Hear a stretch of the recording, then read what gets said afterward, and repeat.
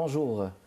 On reçoit chez Agora et CIE Télévision aujourd'hui Mme Mélanie Loisel, journaliste spécialiste en relations internationales installée à Montréal.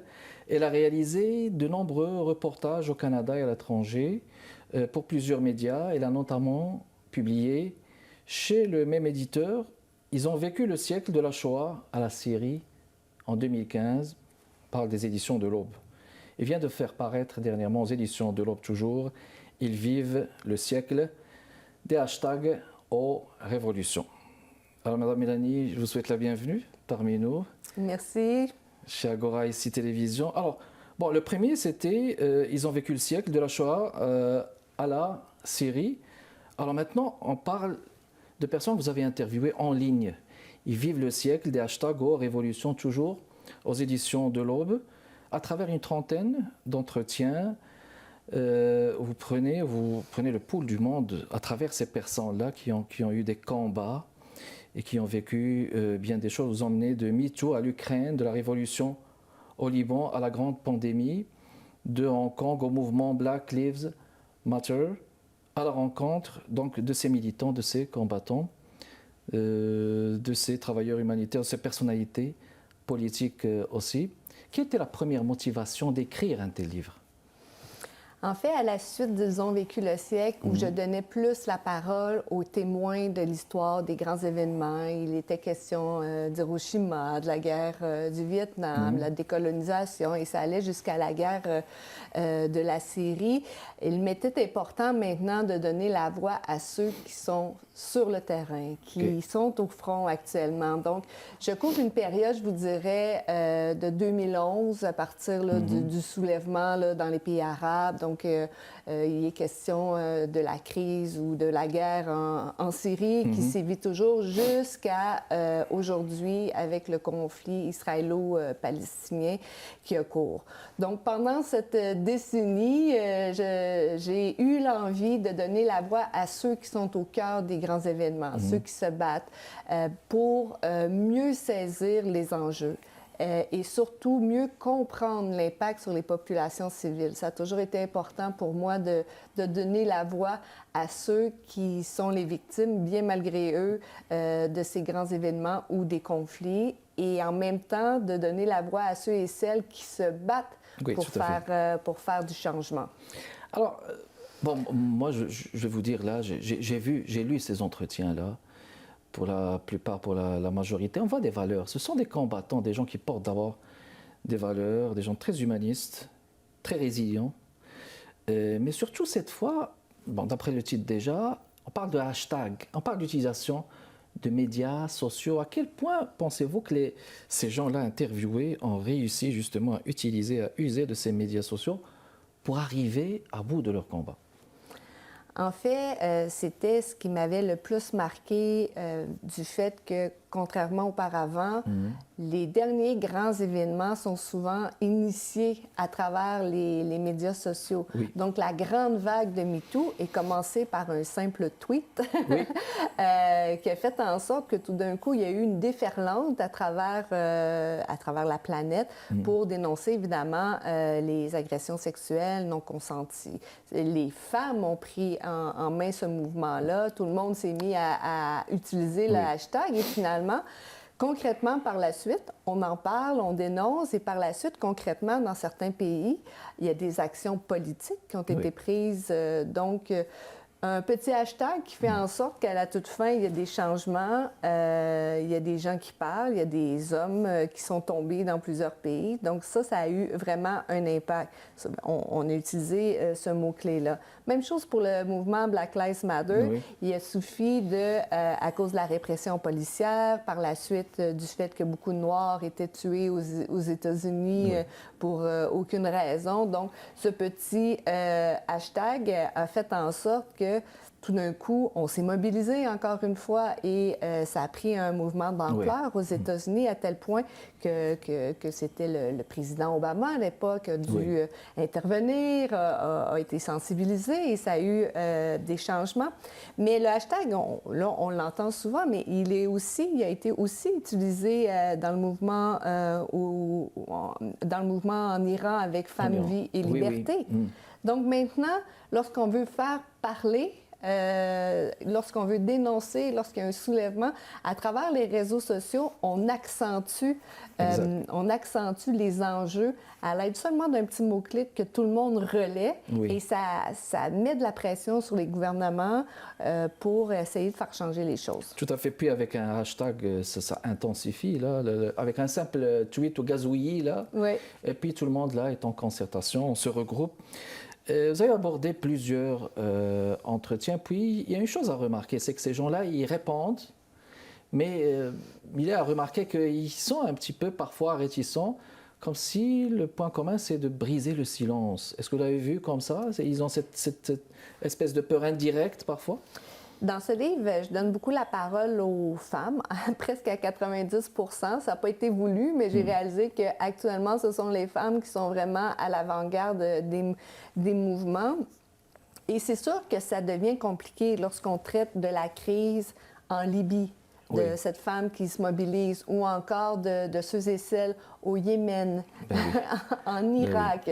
Donc, c'est dans des pays, bon, évidemment, où il y a des dictatures, elles prennent des risques très, très élevés.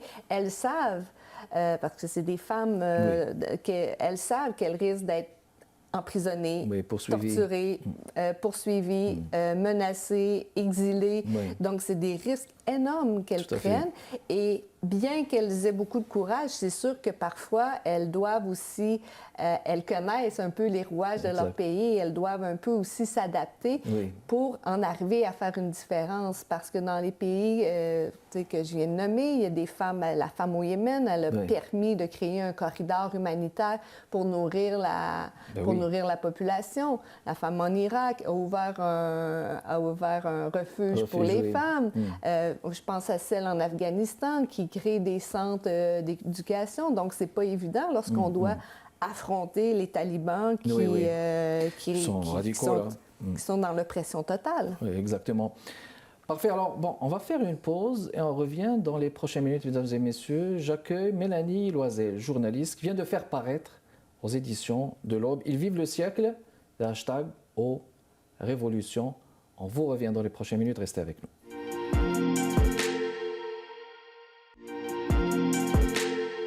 De retour avec vous, mesdames et messieurs, Agora, chez ICI Télévision, Kamal Benkiran avec vous. J'accueille Mélanie Loisel. Un livre très intéressant, beaucoup d'entretiens avec des femmes, mesdames et messieurs, des combattants, des militantes, des associatives, des femmes très résilientes, avec une série d'entretiens, une trentaine à peu près, sur leur combat pour la liberté, en général. Alors, il y a certaines entrevues, telles que Black Lives Matter, MeToo, puis certaines révolutions, mais surtout Black Lives Matter. Là, on va parler juste de ça, par exemple, puisqu'il s'agit des droits civiques, là, et puis on voit comme un retour de ces revendications des droits des Afro-Américains en Amérique du Nord. Est-ce que vous avez pressenti à travers ces entrevues qu'il y a une problématique de retour de ces revendications, ou bien est-ce qu'on parle de la suite de ces revendications dans notre siècle, au XXIe siècle? En fait, je vous dirais que c'est un peu des deux. C'est un peu des deux. Dans le livre, j'ai donné aussi la parole. Il y a quelques entrevues que j'ai appelées perspectives. Donc, j'ai donné un peu la parole à ceux et celles qui étaient sur le terrain il y a quelques années, un peu pour réaliser le chemin qui a été parcouru. Donc, on parle des droits civiques avec John Bland, Joanne Bland, qui, elle, était là, qui vient en Alabama, qui était là à Montgomery, qui s'est battue même aux côtés de Martin Luther King. Donc, ça a été une lutte très, très difficile, vu la ségrégation à l'époque. À l'époque, oui. Et par la suite, j'interviewe celle qui a lancé le mouvement avec son hashtag et avec deux autres de ses copines. Là, elles étaient trois à lancer le hashtag Black Lives Matter. Donc, ça permet d'une part, de voir le chemin parcouru. Parce que celle qui fait Black Lives Matter, elle me dit, bon, voilà, on a encore beaucoup de choses à faire pour les droits des Noirs, ça suffit, il faut arrêter de tuer les jeunes dans les rues pour absolument rien. C'est parce que c'est le problème. Mais donc, on voit que, OK, depuis les droits civiques, on en est rendu là. Et en même temps, elle me dit, faut pas oublier qu'on est des descendants de l'esclavage, Oui. qu'on est les héritiers, justement, de Luther King. Donc, il y a un peu de... On revient à nos racines, on se rappelle qui on est, puis maintenant, on se sert de ça pour avoir nos propres revendications. Oui, tout à fait. Le mouvement MeToo, par exemple, vous posez une question pertinente à Sandra Muller, la journaliste aussi. La question est la suivante. Vous venez de le rappeler, les femmes ne sont pas les seules à être victimes d'agressions. Est-ce que vous avez une idée de l'ampleur des agressions chez les hommes? Parce que là aussi, c'est une question qui se pose aussi, parce que l'agression, ce n'est pas juste chez les femmes, mais peut-être les hommes, peut-être qu'on n'en parle pas beaucoup aux médias.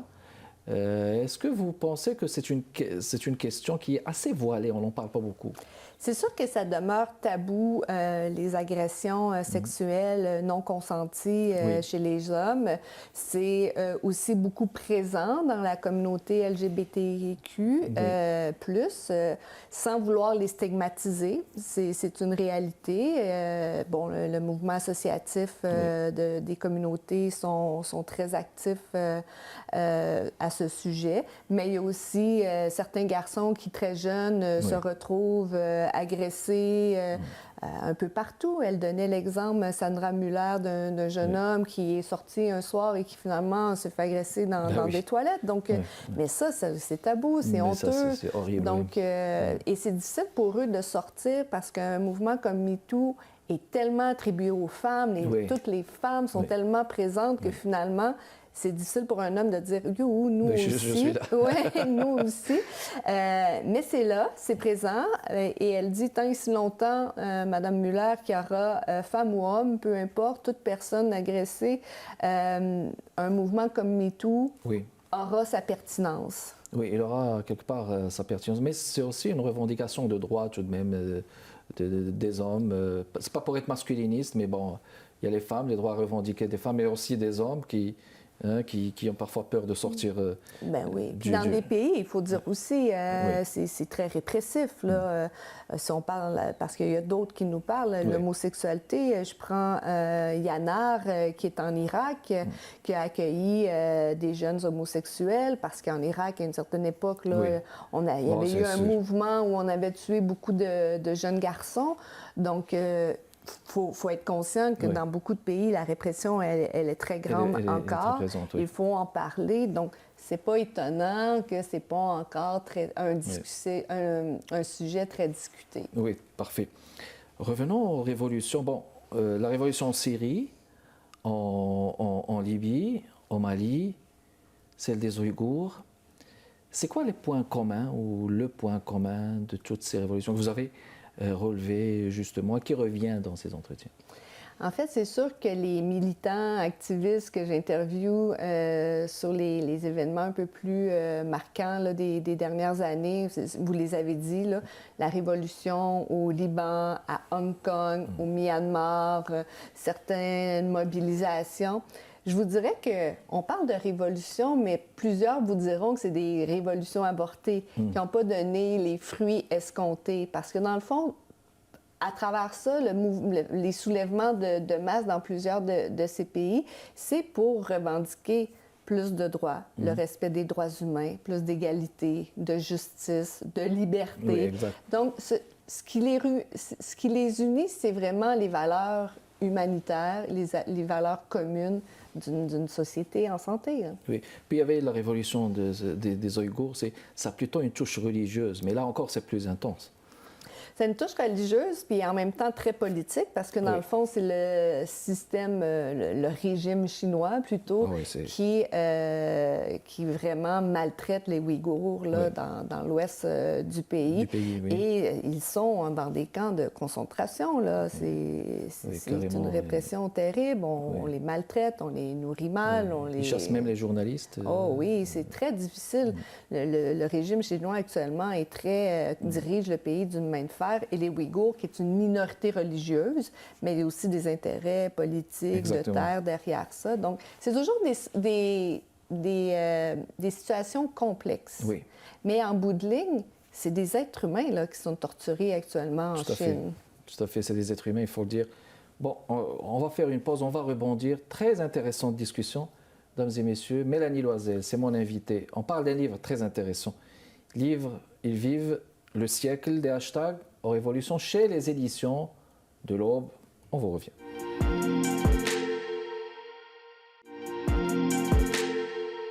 De retour avec vous, mesdames et messieurs, Agora, chez ici, télévision. On continue de parler d'un livre publié chez les éditions de l'Aube avec mon invité de ce jeudi, Mélanie Loisel.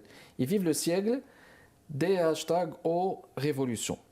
Bon, il y a la question des législations dans tous les pays. J'imagine que c'est différent. Dans chaque pays, il a ses lois à lui, ses lois propres. Mais comment est-ce que vous voyez, vous, Mélanie Loisel, d'après ces entrevues, ces législations, est-ce que c'est possible de les appliquer dans chaque pays ou bien, bon, ces différences juridiques sont là, ils sont très présents et c'est vraiment pas si évident que ça, mis à part les pays développés, là, si on parle aux États-Unis, où ça peut aboutir, mais dans certains pays, non. Mais comment est-ce que vous voyez de votre part cela? Bien, en fait, les législations, évidemment, d'un pays à l'autre, c'est difficile de s'imaginer que tout va changer du jour au lendemain. D'abord, on ne peut pas s'attendre à ce qu'il y ait des changements tant et si longtemps qu'il y aura des dictateurs, des autocrates, des présidents qui s'approprient les pouvoirs depuis des décennies, là, évidemment. Mais en ayant des changements de régime, avec les soulèvements des peuples, on a vu dans l'histoire qu'il a été possible d'aller vers autre chose, aller vers des sociétés plus libres, plus respectueuses des droits humains. Et c'est ça qui est intéressant avec Ils ont vécu le siècle. J'ai constaté, j'ai pris note que si on pense à la révolution des velours en Tchécoslovaquie, ben maintenant, tu sais, la République tchèque a beaucoup plus de droits, est beaucoup plus libre. Il y avait le communisme, ça a tombé. Ces pays-là, c'est pas parfait, mais il y a eu des changements pour aller un peu plus vers la démocratie. Alors, moi, je pense que c'est possible aussi, par exemple, au Moyen-Orient ou dans les pays arabes, dans certains pays africains. Ça ne se fait peut-être pas tout de suite. Tout de suite, oui. Mais des fois, ça peut prendre quelques années, quelques décennies, mais il a été possible. Lorsqu'on regarde un peu dans le passé des guerres ou des mobilisations pendant la décolonisation en disant on prend la guerre d'Algérie, on peut le nommer autrement, mais ça a été sanglant, ça a été terrible, mais on a fini par avoir des accords déviants. Certes, le régime, c'est un exemple, certes, le régime aujourd'hui, on peut le critiquer ou quoi que ce soit, mais du moins, on a mis fin à des guerres. Donc, moi, je crois que lorsqu'on regarde un peu, je pense beaucoup que dans les pays actuellement, c'est difficile. La planète est en ébullition. Il y a beaucoup de violence, il y a beaucoup de pression, mais inévitablement, un jour ou l'autre, on n'aura pas le choix de mettre fin à des guerres, de régler des conflits, de s'asseoir, de faire des négociations. Est-ce que c'est parfait? Non. Est-ce que ça va être pareil comme les pays occidentaux? C'est peut-être pas le même modèle. Moi, j'ai beaucoup voyagé, puis pourquoi qu'il n'y aurait pas d'autres modèles? En autant que les êtres humains soient respectés, fonctionnent dans une société, un système qui est respectueux qui est respectueux des droits humains. Mais si on prend par exemple, je suis d'accord avec vous que le changement de régime pourrait, avec des soulèvements, pourrait produire peut-être des modifications au sein de ces systèmes-là. Mais si on voit par exemple le cas de l'Afghanistan, maintenant, les talibans sont établis là. C'est une perte d'espoir, là, carrément. Je ne sais pas comment ça fonctionne, mais il y a des amis afghans ici, puis ils n'ont pas d'espoir, carrément. Non, mais c'est sûr. Moi, lorsque je regarde ça, je suis terrifiée et horrifiée par tout ce qu'ils font, surtout à l'égard des femmes, Ah ben oui. mais aussi des populations, des enfants qui en souffrent beaucoup. Mais on a déjà fait tomber les talibans. Donc, est-ce que ça... Moi, je pense pas que ça va être au cours des prochains mois, Oui. mais c'est il y aura en voie. un retour à quelque part du balancier. J'en Tout à suis fait. convaincue. De quelle façon, comment.